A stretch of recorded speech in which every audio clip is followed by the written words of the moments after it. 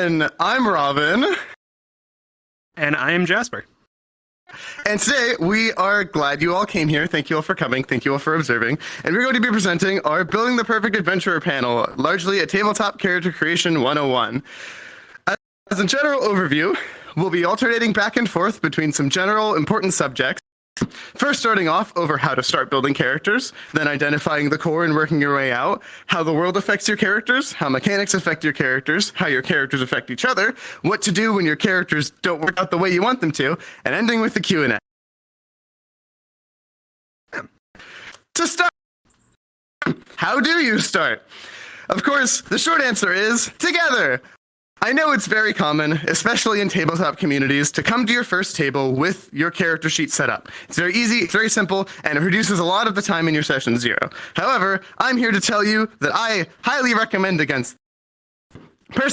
Personally, I think the first thing you should do in a session 0 is throw out your character sheets. Now keep in mind, throughout most of this, we're going to be spouting a lot of what might be hot takes and a lot of things that might not work for your sessions. For example, you might have a DM who's intending to have pre-built characters, or characters that aren't supposed to be related to each other whatsoever, and that's just fine. I want to emphasize, all of the things we're saying are mostly to make things easier. They aren't end-all be-alls, so if any of this doesn't work for you, just don't do it. And to begin with that, I emphasize how it can work very well to throw out your character sheets. First and foremost, I've found that in a lot of tables that I've had experience with and worked with, we struggle with character relationships and character dynamics because we come into the session with characters that aren't built to relate to each other. I highly recommend that when building your characters, you start and end as a group to mitigate and avoid this. It can be very easy to build characters that just kind of exist on their own, but largely characters that are built with each other in mind makes it much easier to suit them for the world, suit them for the other characters at play, and generally suit them for the table you're about to play. In my opinion, characters are best built with the story and the characters in mind, and you can't do that on your own. Largely, the best ways of working that out is to begin by working with your DM. You can't separate your character from the greater story that your DM is going to tell, as much as you might try, and as much as you probably should. And at the end of the day, your DM knows what's what, and can help your character fit into their master plan throughout the table. Making a character with a group isn't just making it with the group, but also making it with your DM. This doesn't mean your DM has to control and choose every part and aspect of your character, and it shouldn't. Of course, if they want your character to be a certain way, they'll give you one, and that's often no fun unless that's the entire point of the table. But that doesn't mean you can't work with your DM when resolving these ideas and making good concepts for your character. Your DM's going to know what they need for the story, your DM's going to know what kind of characters fit into the world, and your DM's going to know what your other characters are going for to make it much easier for your player character to fit in with other player characters and interact with the environment as you want them to. Writers write characters to suit their stories, and you're a writer now, and your DM knows the story.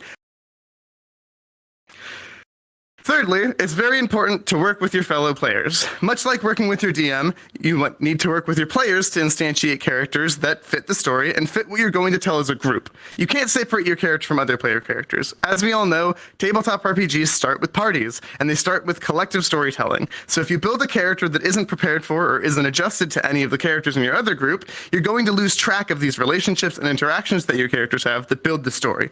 Strong, intentful character relationships drive good plot. At the end of the day, it's a cooperative experience, and preparing for that from the get-go makes for healthier and happier sessions. As your characters know what they're going to interact, your players know how their characters should interact, and your DM knows how your characters will interact and drive the story forward. We'll talk more about how specifically to do that later. Well, I should wait to let Jasper speak. Go ahead. Yeah. So then, moving on to starting to figure out your characters and everything. A good way that I have found is to start with the core of your character and then build up from there. So you can start with that first of all from identifying like a singular core belief or like a character trait that is key to that character and build it up from there. And these traits often come from just like the world and environment around them, and it's not always going to be like the single entirety of your character, but just like probably a big part of who they are.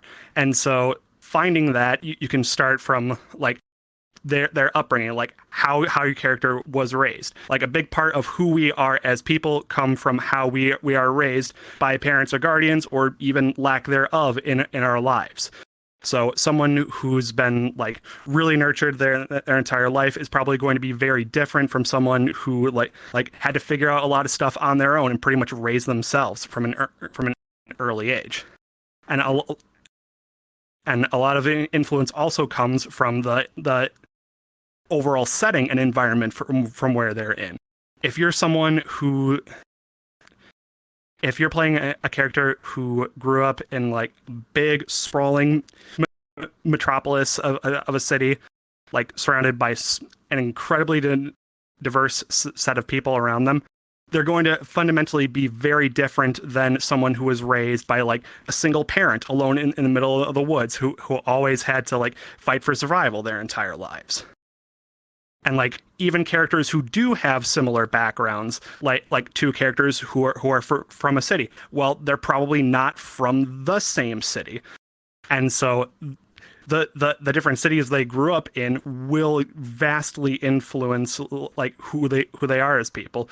So someone who came from like a city of like 5 or 6 million different people to work with is probably going to be different from someone who's from a city of like only a couple 100,000. Yeah. Another way to identify your core is to work off of character archetypes. So, like, the good place to start from this,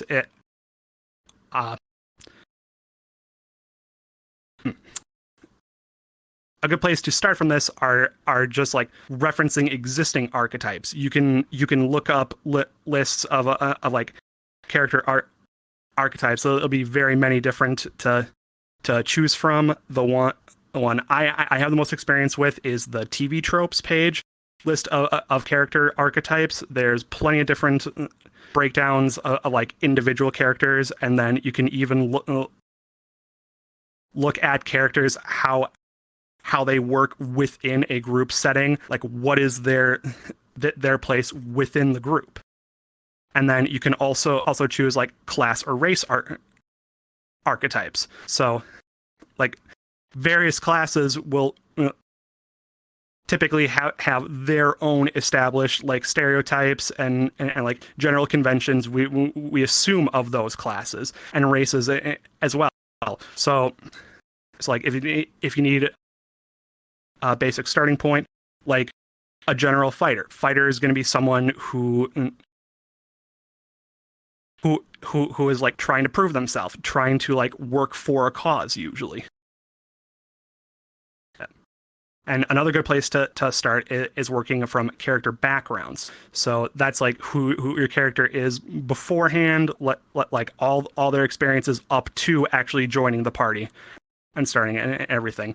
And if you need a good place to look for these, like any tabletop system, whether that's D&D or Warhammer or like the various Pathfinder and Starfinder games, the core rule books will have a lot of backgrounds in them that you can choose from, and even within those individual backgrounds, they'll break down and give you plenty of options to choose from, even if you can't come up with stuff on your own, and that's totally fine. And you can also adapt characters from outside works as well. So if there's a particular character that you really like, that you've been wanting to, like someone else's character from like a TV show or movie, and you really want to play that character in a setting, you can totally take that character as a starting point and figure out where to go from there. So you can take bits and pieces from that character, like their background or like their personality, and then you can also take in some stuff from other places as well. If you've got like multiple sources you want to draw in from, you can mix and match. That's totally fine. It's totally okay to do that. And then from there, you're also going to want to flesh out those ideas that you start with. So, okay, you may have a background in mind. So say you wanted to play an Outlander. Okay. So as a party, if you come from like an Outlander background, you've lived your whole lives like on the plains, and and you're used to like being out in the wild. So what happens when you guys visit a large settlement? Does your character get uneasy in that kind of setting? Are they like really wanting to get out of there as quickly as they can, back out onto the road? If you have someone who has an entertainer background, do they treat everything they do like a performance? Are they just always trying to be their absolute best selves no matter what they're doing, and constantly putting on a show with like everything they do? And you can also get a lot of good conflict from that as well. So if you have like a priest, what happens when they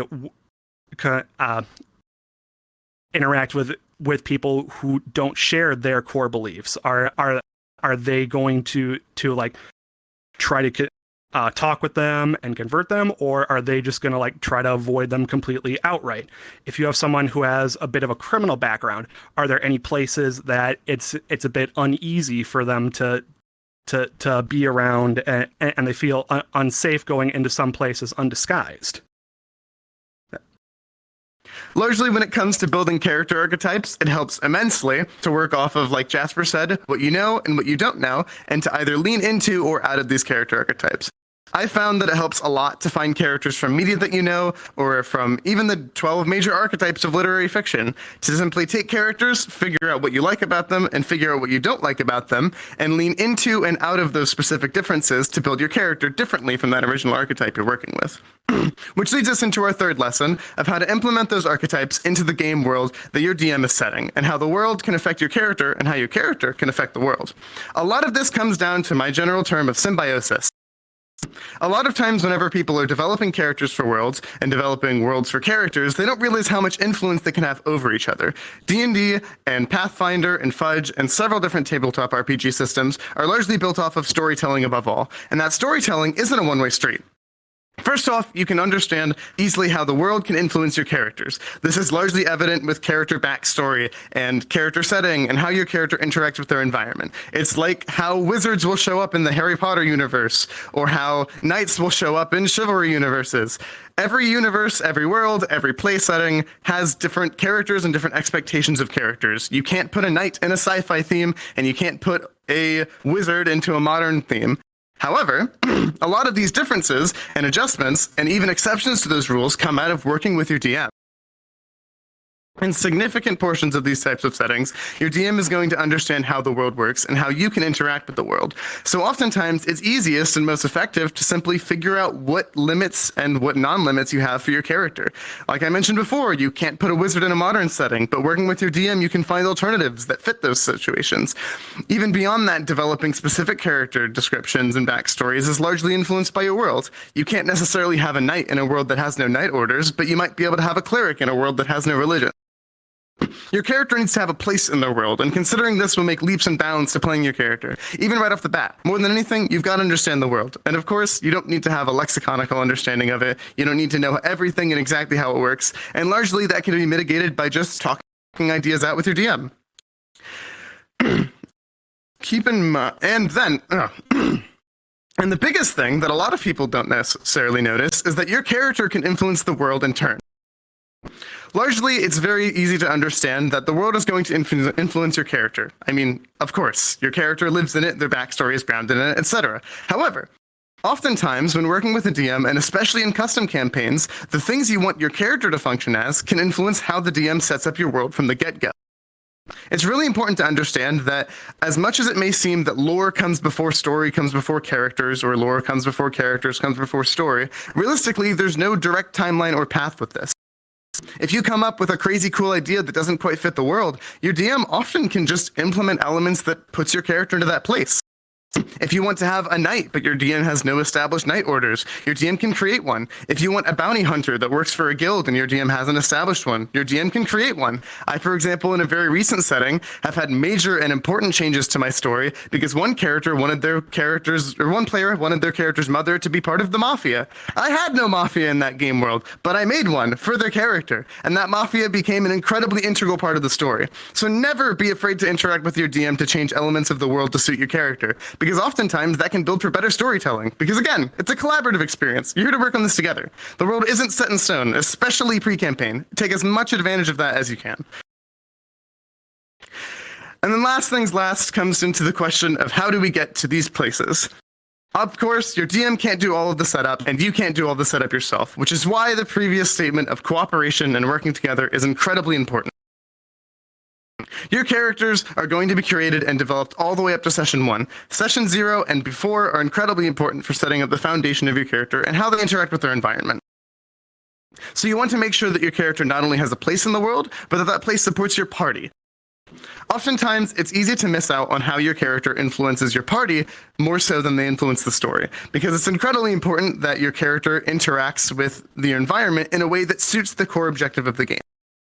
Many tabletop systems and most tabletop sessions encourage the idea of a central and focal objective, which is why it's incredibly important when building your character to keep that in mind just as much as how they interact with the story and how they interact with the world. This is a lot of where the major question of how should my character's influences and how should my character's interactions shape the party and shape the story. And a lot of that just comes down into keeping in mind how your character interacts with conflict and cooperation. It's very easy to write characters that cooperate, and it's very easy to write characters that conflict. The interest comes in to how you get the nice in-between, because wholly cooperative characters can get stale, and wholly contradictory characters can get really annoying to play with. Which is why it's important to recognize how your character influences their party, how your character influences the story, and what they're doing to contribute to that group objective. Now, this doesn't necessarily mean your character has to support the core objective. I've seen several campaigns where you'll have antithesis characters, where someone wants the opposite of what's happening to happen. And the important thing to recognize is it's always a matter of where the campaign is going and how your character shapes that movement. Your characters can contradict and can fight against the core objective, but what matters is that they don't stop gameplay or slow down the story for the sake of that. I've often seen characters use faux or adjustable objectives for that purpose. I've heard a spectacular example where one character's main objective was actually to assassinate one of the other party members, and their core shift and a large part of their character development was changing their mind on that, because at the end of the day, you still need to support the core objective of the campaign. Whether you do that simply or whether you do that in a more complex manner is totally up to you. And then next, that brings us to how mechanics will affect your characters. And the way I like to look at this is, firstly, playing into stats. So sometimes when you're coming up with ideas for characters, like you're just going to be racking your brain, like just absolutely paralyzed by the amount of choices you can have, and you just want something nice and easy, take it out of your hands. So you're going to go with some nice, cold, uncaring dice rolls to figure out what to do.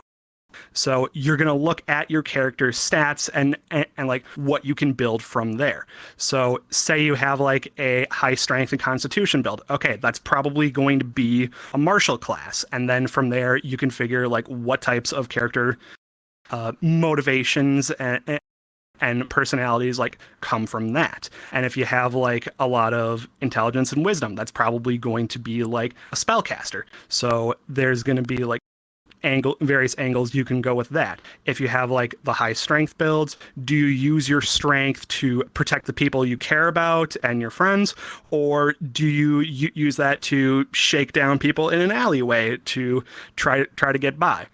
If you're a really high wisdom and intelligence character, do you use that intelligence and wisdom that you've cultivated from years of careful studies to try to unravel the secrets of the universe and magic itself? Or are you more the kind of character that's like a protective entity of like nature or something like that? And that, yeah. And then another way to look at it is playing against those stats that you've gotten. Sometimes you just want to say screw it. You want to do something weird and interesting.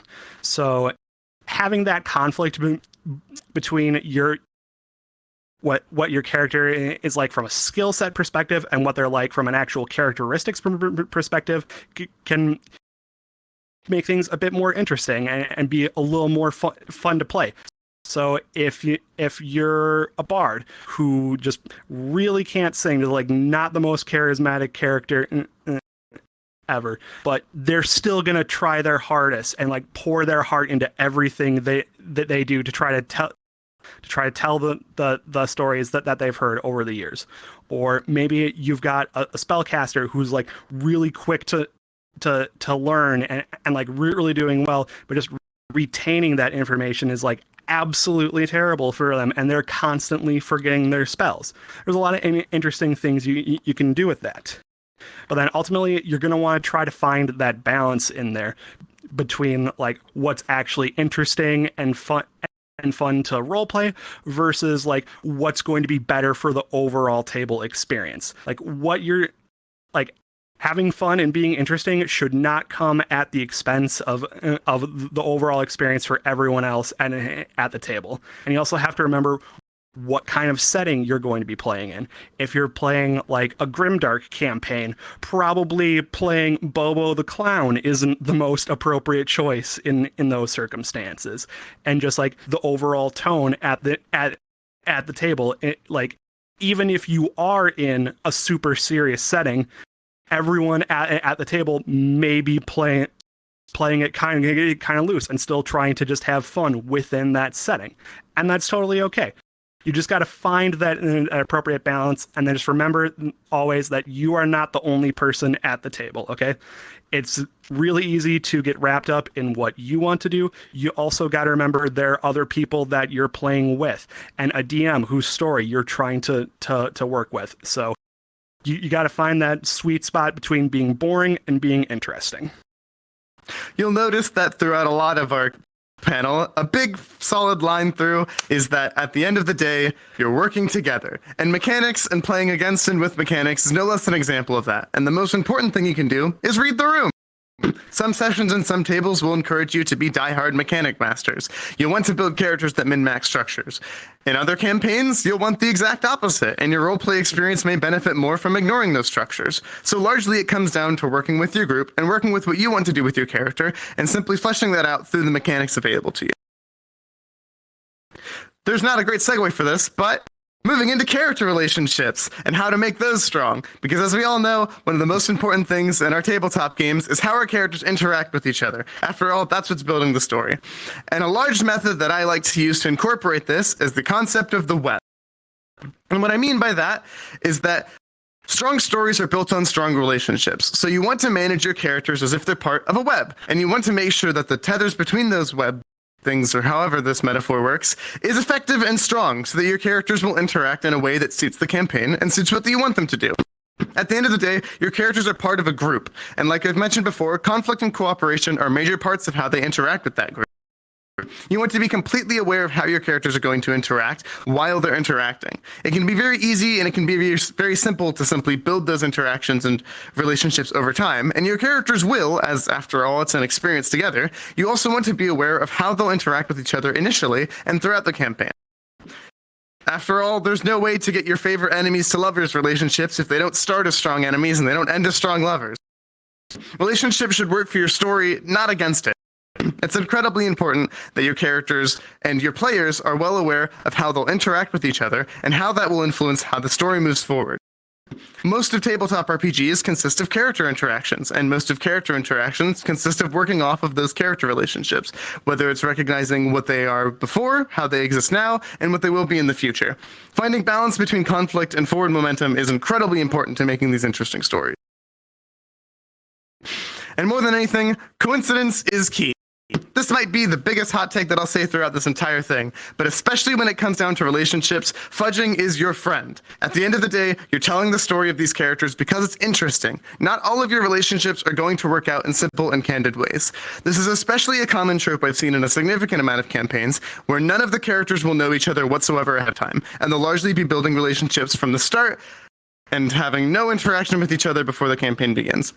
And of course, a lot of campaigns benefit off of this. Some campaigns are even entirely built to the idea that these characters don't know each other, which is why it's very important to understand exactly how their pre-existing relationships work, if any, and accept that sometimes they aren't going to make the most sense and they aren't going to be the most simple. If you need two characters to be brothers, if you need two characters to hate each other, you've got to find good reason for that, and those reasons can be coincidental. My general rule of thumb is, it's the same reason you tell your friends about meeting celebrities, but not about brushing your teeth. It's the interesting coincidences and it's the interesting happenstance that makes these stories interesting, and it helps a lot to lean into that when building these characters. Pre-existing relationships don't always work out interestingly or perfectly in real life. Take advantage of fiction and make them suit your needs. Reality ends here. We're not here to make a real story, we're here to make a cool one. And the best way to do that is making relationships that might not seem entirely real, but are rather cool. And the best way to handle that is through the web exercise. You may have seen this on TikTok, you may have seen this on YouTube, but I'm going to broadcast it here because it's one of the strongest tools for building those relationships, even with a little bit of fudging, that I've ever seen. And it largely works under a 3-step process of building your primary characters, your secondary characters, and finally the web. It's a very strong inlet to pre-existing relationships. It involves a little bit of fudging, but it can easily work to your advantage, especially because it doesn't require that your player characters know each other ahead of time. Now, the way that the system works is that you start by, of course, building your characters. Now, largely, you may be asking, I thought the entire point of this panel was to build characters. Well, your relationships are just as important to your characters as who they are themselves, and this exercise can largely influence how your character exists on their own, and especially how they interact with others. I'm using this example here of a 4-player campaign featuring characters Ezri, Nock, Nairi, and Timon. The second major step is introducing secondary relationships with these characters. And when I say secondary characters or secondary relationships, I mean characters that your player character knows that are largely NPCs. So for this example, it may be a little hard to see, but I've incorporated a number of small, simple relationships between the player characters. For example, Ezri has a partner and a child. Ezri is the partner of a character named Matilda, and is the child of an unnamed mother that isn't included by name in the campaign. Whereas Timon is the apprentice of a man named Saren, and is in the same company as another man named Vivi. And largely building these character relationships lets you flesh out the web a little bit for the most important final part. At the end of the day, these aren't the most important relationships, as largely your DM is going to be the one working off of them. And keep in mind, most of these relationships won't be directly brought on or controlled by you as a character, or you as a player. You're going to set the foundation for them, you're going to set what will work for your character's backstory, and for the most part, your DM is going to take advantage of that to influence the story to suit your characters. Which leads to the final part, and probably the hardest to see, is when you build the web itself. The entire web exercise is built on the concept of interweaving relationships outside of your player characters. You may be asking, why do we need to do that if our player characters are the ones suited in this, and a lot of these characters might not even make it into the campaign? And the most important part here is that it gives your characters options, and it gives your DMs options. At the end of the day, your characters are interacting with the story that your DM is creating, but it's not all going to come out of nowhere. We all need filler episodes, we all need exposition, and it's hard to do that when the only driving force and the only driving characters are solely placed within the story. The relationship web exercise gives your DM and gives your other player characters opportunities to build these relationships that can influence the story within or without the major storyline. Largely, it comes down to tying together outer secondary characters with each other, and sometimes even with the player characters. This gives your DM loads of options for how different characters might be put into awkward, uncomfortable, or conflict-driven situations. For example, if this player character has a mother who was killed by this player character's husband, that's complicated, and that drives good story, even beyond the main plot of the campaign. The general rule of thumb for building this web directly is that you want to give every character at least 2 secondary relationships, and every secondary relationship at least 2 relationships with other characters outside of their main tree. Most of the time that's going to be with other secondary characters, but of course if you come up with ideas that relate to primary characters, it's free range. More than anything, this is a practice exercise used to give more information to DMs and help you flesh out your characters, because the best way to figure out who your character is how they interact with other people. And then finally, at the end of the day, sometimes you just have to say, screw it, we'll do it live. So sometimes you're just going to get to the point where you just don't remember something. So even if you're doing the best about keeping every idea that you have perfectly cataloged, you're going to make mistakes. So the sooner you can accept that, the easier it's going to be for yourself. And sometimes just making things up and rolling with it can be just as interesting as something you had carefully planned out months in advance. But just a general rule of thumb, you don't want to go too overboard on this. You still want to have a general idea, not completely flying by the seat of your pants, but playing fast and loose sometimes can help you out. And just to remember, at the end of the day, you're just a group of friends, or maybe strangers who could potentially be friends, like writing stories together and just playing a game. And that is not one meant to hit. Yeah. All right. Like, another part of that is just the old adage of fake it till you make it. So, like, going in with like a super bare bones character, like you maybe really only have like one or two ideas kind of in mind for how I want to do them, or they may even just be a completely blank slate that you're working to fill in as you go. Those can also be perfectly viable options, and like just having a couple of sessions a couple of sessions with the people at the table to actually like figure out their characters. That can give you an idea for like stuff you would want to do, or like how you may want to build your character as a good complement or a good character foil to them. So the key is just like keeping an open mind, being willing to adapt to things as they go. It can really help you in the long run. That is not what I meant to click. And then you're also sometimes going to want to change your characters a little bit, even after you start. And that's okay. Like, having a grace period of a couple of sessions afterwards to really figure things out and change things up, that's totally good. Like, anything, like, whatever you come up with, it's not going to be 100% perfect. So just, like, not fretting about being 100% consistent 100% of the time, it's totally fine. Like, just being able to roll with it. Like, your character is probably a little weird at the start, but just having an idea of in general where you want to go and being able to change things up can really help.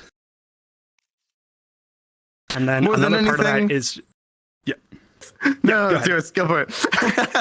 No, okay, yeah.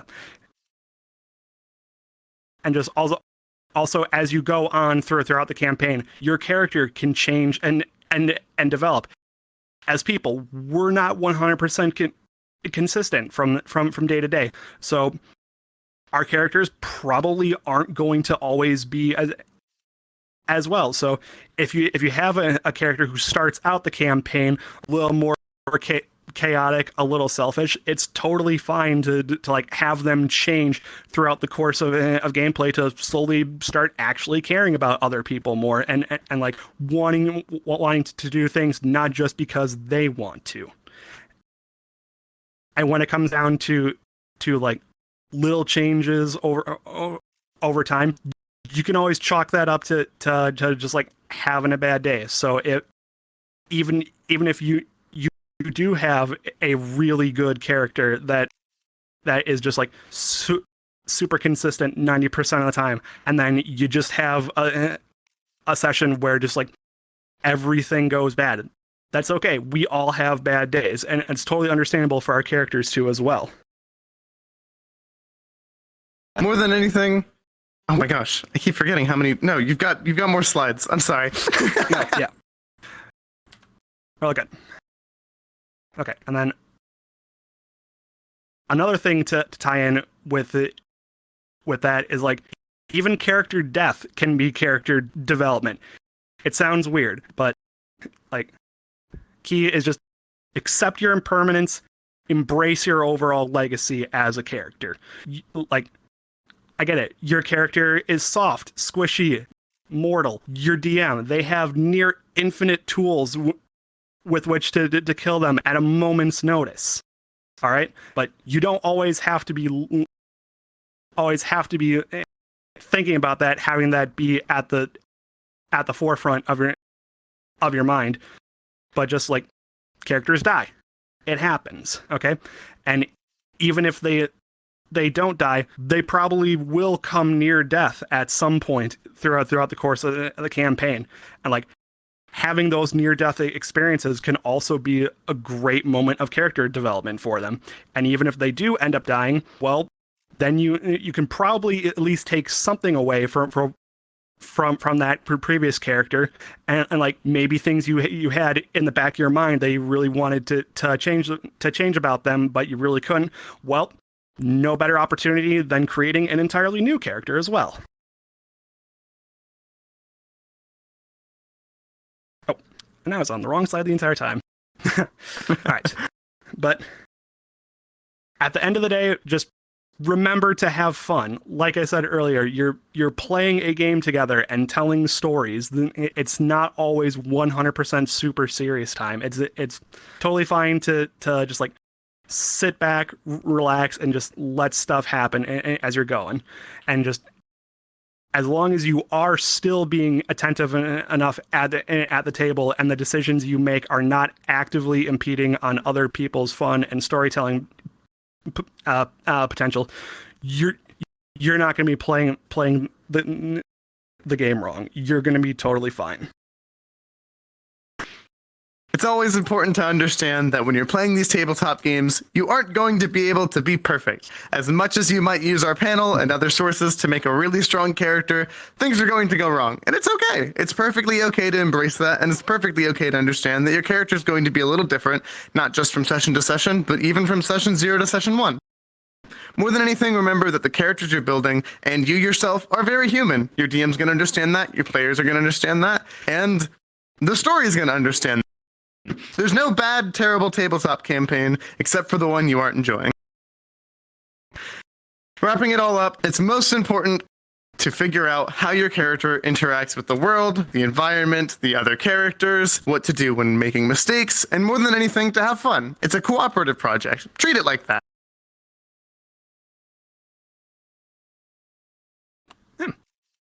And just yeah, and like no matter what happens, like every table is going to be different, even if you have like a regular group that you play with all the time. Things may be different when you play with others. Just one of the big keys to tabletop playing is just like be ready for anything and just be open to just rolling with things as they go. More than anything, there's no one way to play. Reading the room is important, as every table is different and things might not work for everyone. And at the end of the day, it's your show. Do what makes it easy, not what makes it hard. Every table is different, so do what you can to find out what helps you and what hurts you. As general credits, we'd like to give special thanks to the developers of the presentation template and the artist whose work we included in the banner, even though that's not included in the panel itself. And a special thanks to Slides Carnival for really easy presentation templates. We're not sponsored, I promise. It just looks really good. So thank you all for coming. You can find us on Twitter at BweaselKing101 and at RonPurpleDurg at Twitter. And we'll be able to spend the last of our time taking questions and answers from the audience, from Discord, and from Twitch.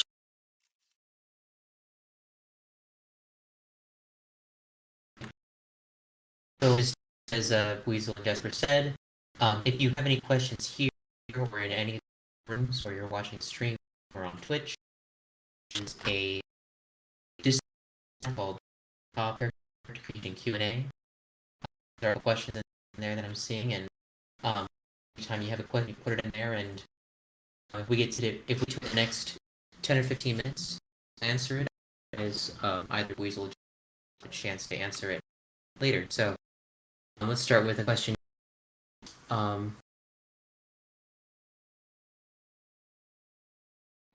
Vinny had a question. I think you're cutting out a little bit. Player.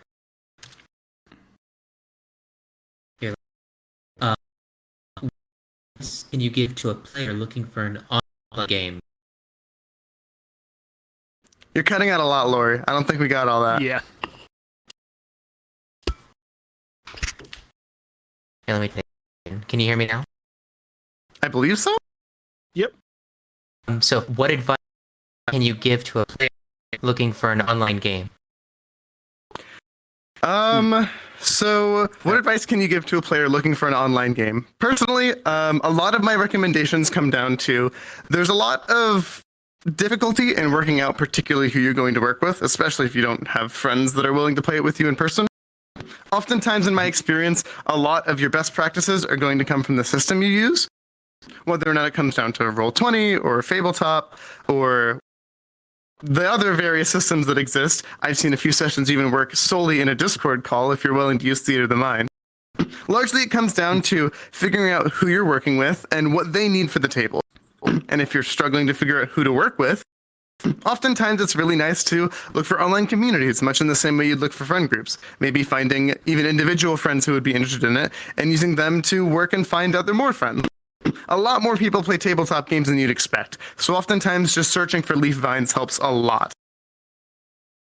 Yeah, and even just things as simple as just like general web searching for online communities for whatever system you're trying to work with can be a good starting point for at least finding other people who are willing to play, and from there you can try to find like groups that would have times that would match up with you a little better. A lot of the time, the through line is the same. It's going to be different for every table, and the most important thing you can do is work with who you're playing with to figure out what works best for all of you. I see. All right, here's a question from Nova Nick. What are your general thoughts on being secret players? Secret royalty, werewolf, secret spies, etc. How long do you wait before revealing it at all? There's some thing to touch on that. Sure. So secrecy often is in range of the DM. I, in my experience, have often used secrecy as a method for even keeping out certain aspects of early tabletop creation, like the Session Zero as an excellent opportunity to be very meticulous in what things you do or don't tell your players. And oftentimes, those secrecies, in my experience, work great as pretty much bombs you can drop for massive explosions of exposition whenever you need them. The best time to put them, in all honesty, is whenever it would best suit your story. Sometimes you don't need to reveal them, sometimes that isn't important to the story, sometimes the delayed effects can be important for driving character conflict. Oftentimes I'd say that the best time to do it is when you have an arc and a story plan to work off of it. If a character is secretly a vampire, that's not something you have to tell them on session 1, that's not something you have to tell them on session 30. It's something you'll probably want to tell them the second someone might kill them for it. Exactly. Yeah, pretty much just like finding times when it's relevant to actually divulge those secrets, if ever. Like you can have like aspects of your character that like in character they would want to keep a secret that just like never come up in the campaign, so you just like never bring that up to anybody. But otherwise, yeah, just like when relevant to events at hand is when you'd actually want to like divulge that. But separation of player and character knowledge is also super important here. Yep.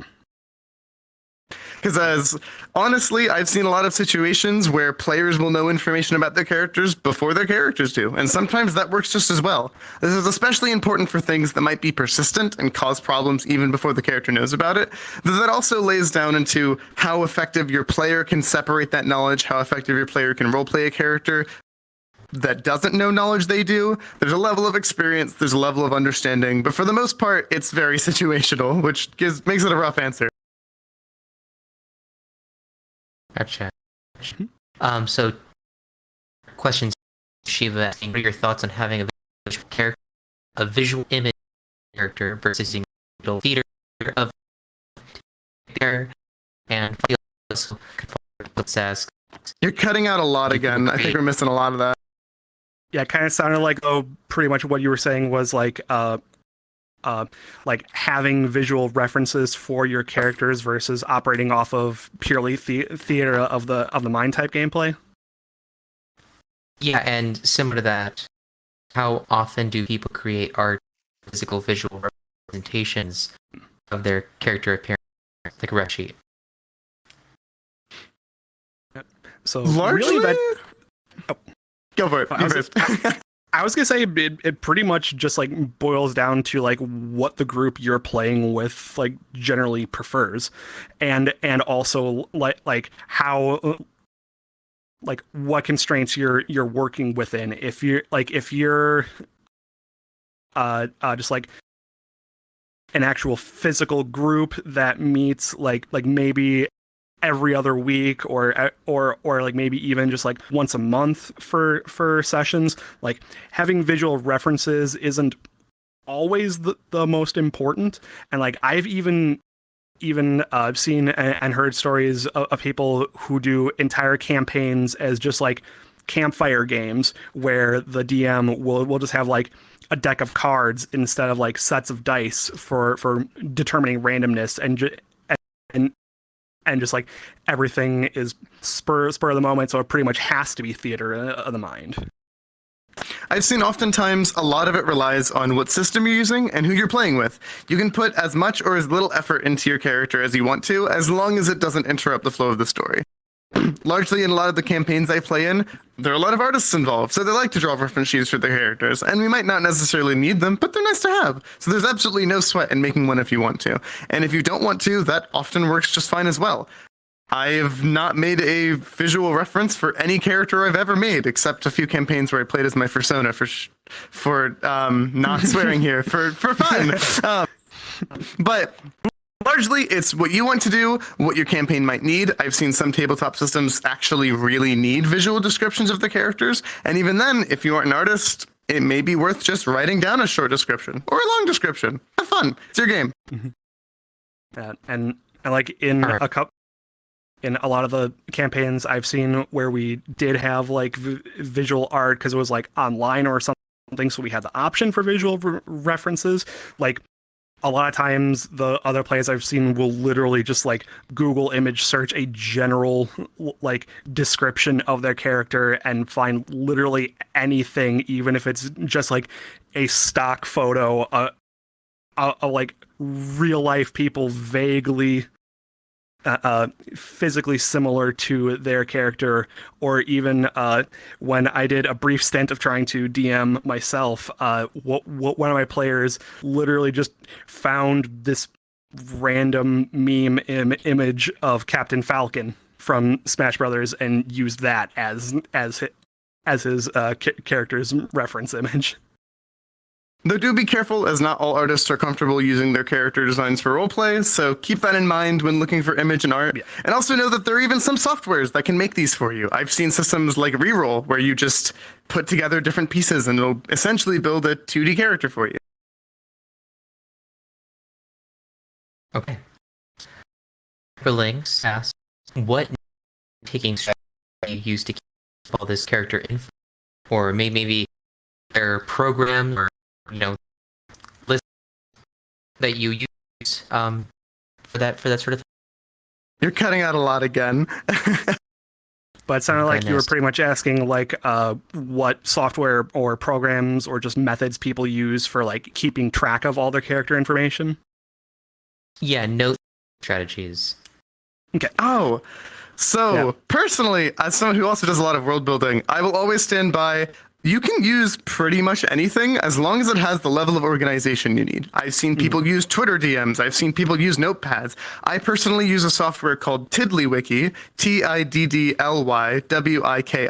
which essentially lets you create your own Wikipedia articles for these characters. Lots of folks will use World Anvil. Lots of folks will just write a lot onto a D&D character sheet or whatever the character sheet for their tabletop game is. I defer a lot of this is the same stuff you'd want to use for developing OCs, if you have a Toy House account, or if there are other websites that can hold characters. Largely, you're only limited by how much organization you need and want, and what systems and what specific mechanics you need to be involved in those programs. Yeah, and pretty much, like, there's a million different programs out there for stuff you can use, and, like, if you just, like ask people in communities that you're in, like if you're starting to find tabletop communities, you can just go in and just like ask what programs other people use and just like ask them how they feel about them if you really need to.